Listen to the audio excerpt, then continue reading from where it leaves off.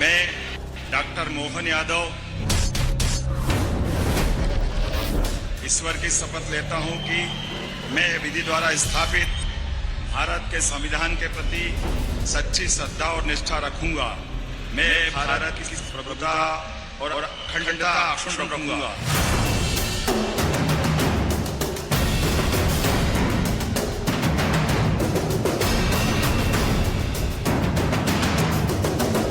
ये केवल 24 तक है और 24 के बाद क्या होगा वो आप जानते हो क्या होगा।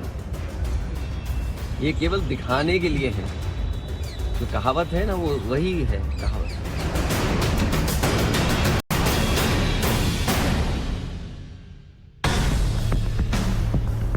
जब से मोहन यादव को मध्य प्रदेश की कमान मिली, जब से मोहन यादव एमपी के चीफ मिनिस्टर बने, तब से दो बड़े राज्यों के दो बड़े नेता टेंशन में। एक हैं यूपी के अखिलेश यादव और दूसरे बिहार के तेजस्वी यादव। ये केवल 24 तक है और 24 के बाद क्या होगा वो आप जानते हो क्या होगा। ये केवल दिखाने के लिए है। जो कहावत है ना वो वही है कहावत। ये केवल दिखाने के लिए है क्योंकि मध्य प्रदेश की बात आपने कही है। मध्य प्रदेश में ये कहा गया और अखबारों में आज भी निकल रहा है, सोशल मीडिया पे आज भी चल रहा है कि जो लाडली योजना थी उसकी वजह से सरकार बनी है। देश के प्रधानमंत्री जी ने भी ये कहा कि महिलाओं का वोट ज्यादा मिला। अब आप खुद कल्पना करिए कि लोकतंत्र में जिस नेता की वजह से सरकार बनी हो वही मामा दुखी हो। मामा को दुखी करना ये अच्छी बात नहीं है। और इसका परिणाम जो आने वाला है तो वो आने वाले समय में 24 को आप देख लेंगे। 24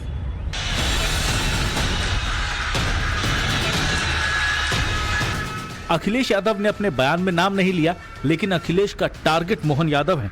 अखिलेश कह रहे हैं कि मोहन बस कुछ दिनों के मेहमान हैं। बीजेपी अब उन्हें चुनावों में उनके सरनेम की वजह से यादव फेस बनाकर प्रोजेक्ट करेगी। 2024 के बाद तो मुख्यमंत्री की कुर्सी फिर से मामा की हो जाएगी।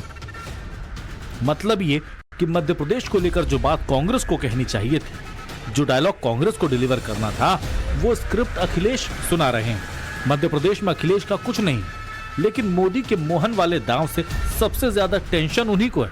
इसकी सबसे बड़ी वजह मोहन के नाम के आगे लगने वाला उनका सरनेम, मतलब कि यादव। अखिलेश को लगता है कि मोदी प्लस मोहन यूपी का सबसे उपयोगी कनेक्शन है। अब इसे अखिलेश की डर नीति कहें या राजनीति, इस बात पर चर्चा करेंगे, लेकिन उससे पहले आपको कुछ जरूरी बातें समझनी पड़ेंगी। तभी आप अखिलेश की इस पॉलिटिक्स की इनसाइड स्टोरी को जान पाएंगे। देश की आबादी करीब 142 करोड़ है। इसमें हिंदू 80%, मुसलमान 14% और बाकी धर्मों के लोग 6%। मोदी की टॉप प्रायोरिटी 80% हिंदू वोट है। इस हिंदू वोट में करीब 50% ओबीसी की हिस्सेदारी है। ओबीसी के नंबर गेम में यादवों की जनसंख्या ज्यादा है, लिहाजा वोट और ताकत भी सबसे ज्यादा यादवों की है।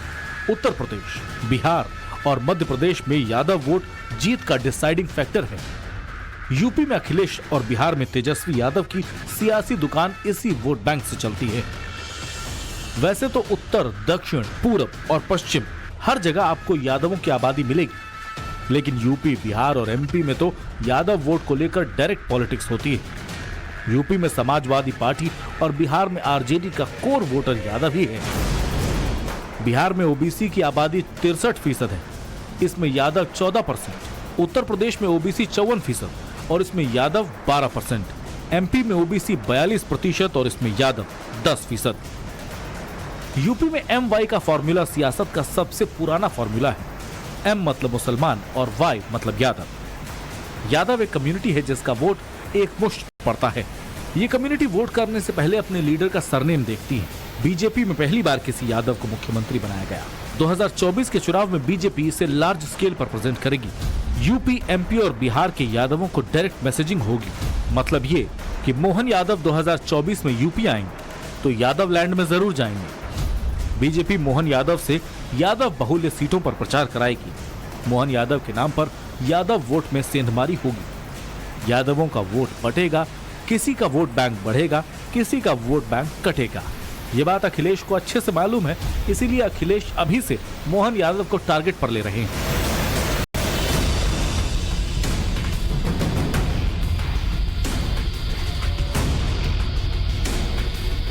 बीजेपी में यादव राज आने से अखिलेश परेशान है, लेकिन अखिलेश जितना परेशान मोहन यादव के सरनेम को लेकर हैं, उतना ही मोहन यादव के काम करने के तरीकों से अखिलेश को मोदी के मोहन में दूसरा योगी नजर आ रहा है। योगी ने बुलडोजर को सख्त लॉ एंड ऑर्डर का सिंबल बना दिया है। एमपी का शासन मोहन योगी मॉडल की थीम पर चला रहे हैं। अपराधियों पर बुलडोजर वाले एक्शन हुए तो अवैध मीट की दुकानों पर खुले में मांस की बिक्री करने वालों पर एक्शन लिया गया। एमपी में भी बुलडोजर वाली मैसेजिंग हुई।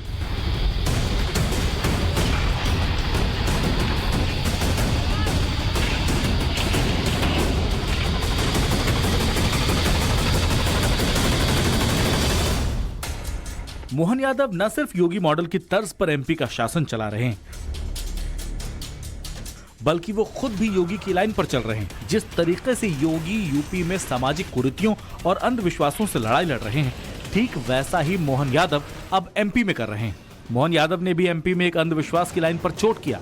जैसे यूपी का कोई भी सीएम नोएडा नहीं आता था, जैसे कोई आगरा गेस्ट हाउस में नहीं रुकता था, ठीक वैसे ही उज्जैन में मध्य प्रदेश का कोई भी मुख्यमंत्री रात नहीं ठहरता था। मध्य प्रदेश में मान्यता है कि उज्जैन के राजा महाकाल है, इसलिए उज्जैन की सीमा में कोई दूसरा राजा रात में नहीं ठहर सकता। लोकतंत्र में वैसे तो मुख्यमंत्री जनता का सेवक होता है, लेकिन स्टेट की पूरी कमांड चीफ मिनिस्टर के हाथ में होती है। इसीलिए मध्य प्रदेश का कोई भी मुख्यमंत्री उज्जैन में नाइट स्टे नहीं करता। अगर कोई भी मुख्यमंत्री या राजा उज्जैन में रात्रि विश्राम करता है तो उसके साथ किसी भी तरह की अनहोनी की आशंका हमेशा बनी रहती है। इसीलिए यहाँ पर राष्ट्रपति, प्रधानमंत्री, मुख्यमंत्री या फिर कोई भी और बड़ा वीवीआईपी आज तक नहीं रुका। यहाँ रात में जो भी रुकता है उसकी कुर्सी चली जाती है या उसके साथ कोई अनहोनी हो जाती है।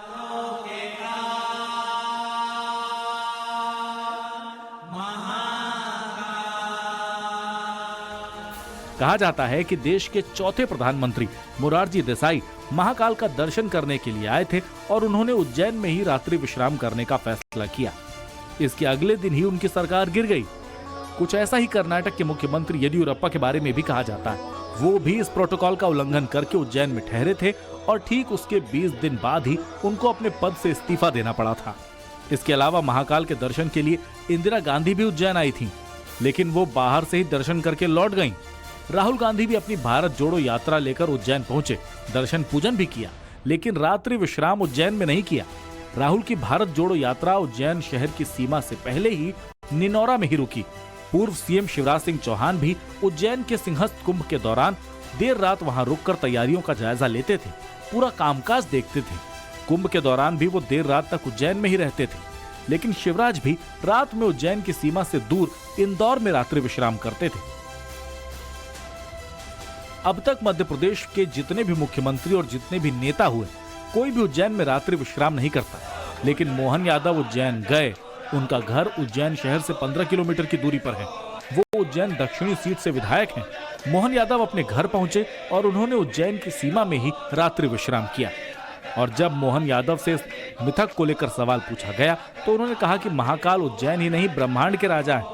अगर उन्हें मेरा अनर्थ करना होगा तो वो कहीं भी कर सकते हैं, लेकिन ऐसा कुछ नहीं होगा। मैं राजा नहीं हूं, मैं महाकाल का बेटा हूं। कृपा करते हैं और ये सौभाग्य की बात है कि मैं तो यहीं निवास करता हूं, तो स्वाभाविक रूप से मैं समझ नहीं सकता हूं कि इसमें कोई गलत बात है। और अतीत के काल में भी ऐसे जवाहरलाल नेहरू जब आए थे 1956-57 में, जब विश्वविद्यालय की शुभारंभ के वो 2 दिन रहे थे, डॉक्टर राजेंद्र प्रसाद जी यहाँ रहे हैं, बाद में भी लोग रहे हैं, तो मैं तो उसी सिलसिले में, और हम तो मुख्य सेवक हैं। मोहन यादव योगी की तरह ही एमपी में डबल इंजन का दम दिखा रहे हैं, विकास का नया विजन तैयार कर रहे हैं।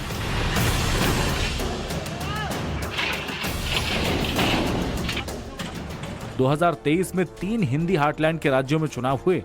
अखिलेश ने तीनों राज्यों में अपना दम दिखाने की कोशिश की, लेकिन मोदी मैजिक के आगे अखिलेश के सारे समीकरण फेल हो गए।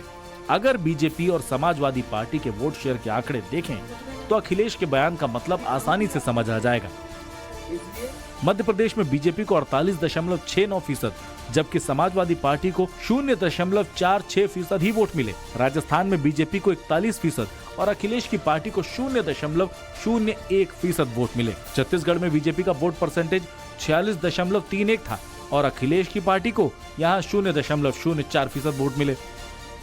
अगर वोट शेयर के नंबरों को डिकोड करें तो अखिलेश की जाति वाली राजनीति को जनता ने नकार दिया। तीनों राज्यों में नोटा से भी कम अखिलेश की पार्टी को मिले।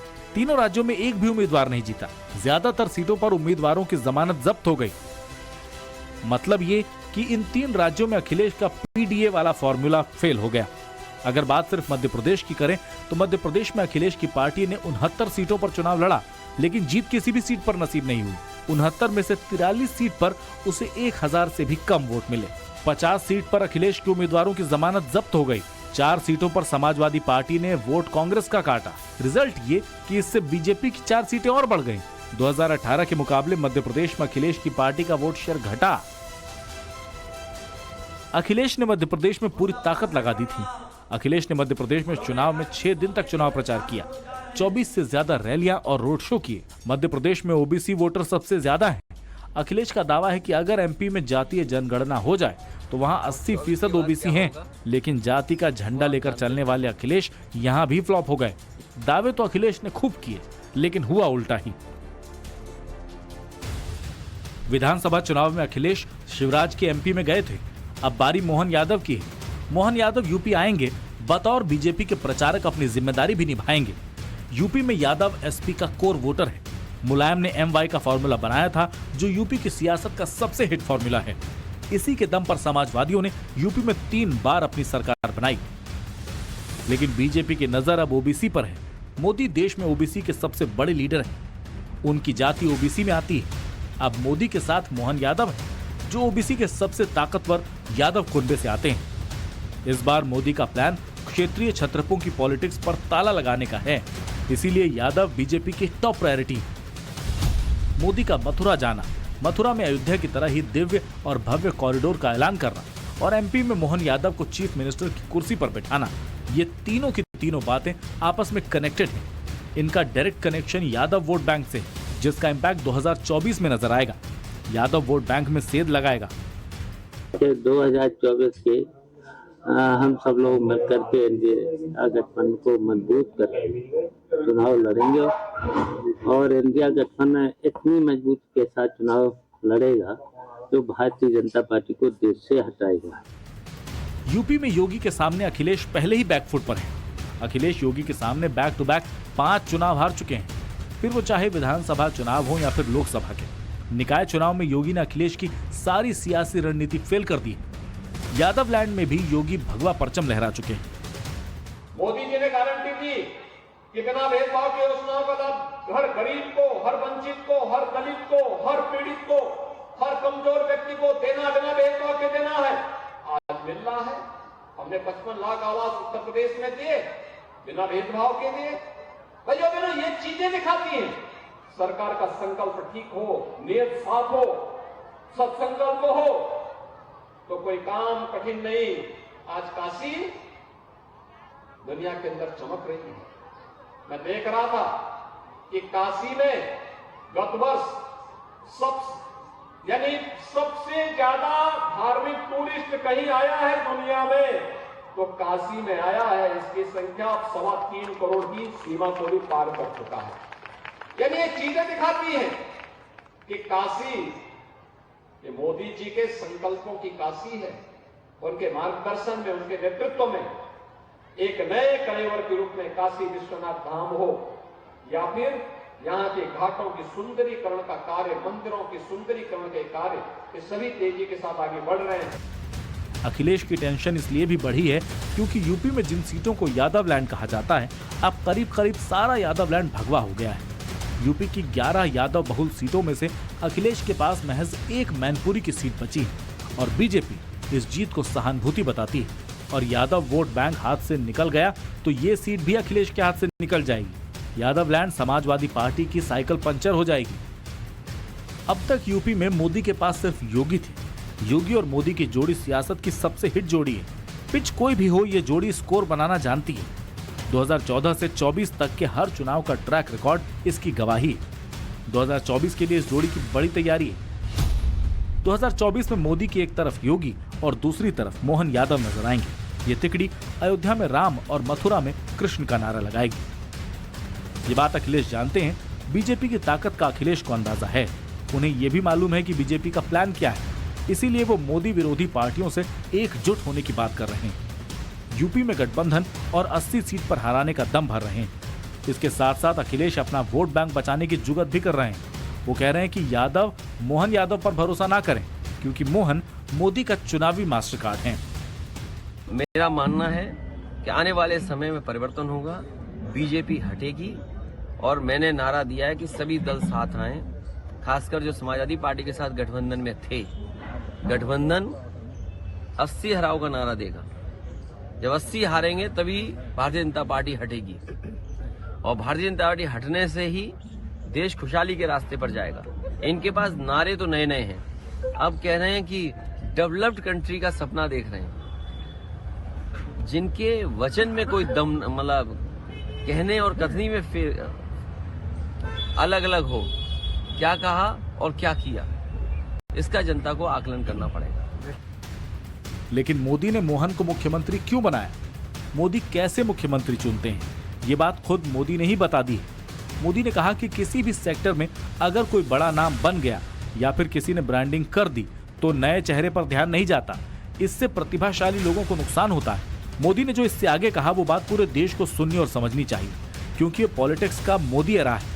यहाँ काम और रिजल्ट ही मायने रखता है, इसमें ब्रांडिंग और नैरेटिव से काम नहीं चलेगा। मोदी ने कहा जो लोग आपको नए लगते हैं वो नए नहीं हैं, उनकी अपनी लंबी तपस्या होती है। मतलब ये कि मोदी विरोधियों की तरह ही पार्टी में भी क्या हो रहा है, कौन क्या कर रहा है, किसकी ताकत क्या है, इसकी पूरी रिपोर्ट रखते हैं। इसीलिए मोदी को विपक्ष के बूते में नजर नहीं आ रहा है। इसीलिए अखिलेश भी इस बात को जानते और समझते हैं, इसीलिए बार बार वो गठबंधन की रट लगाते हैं।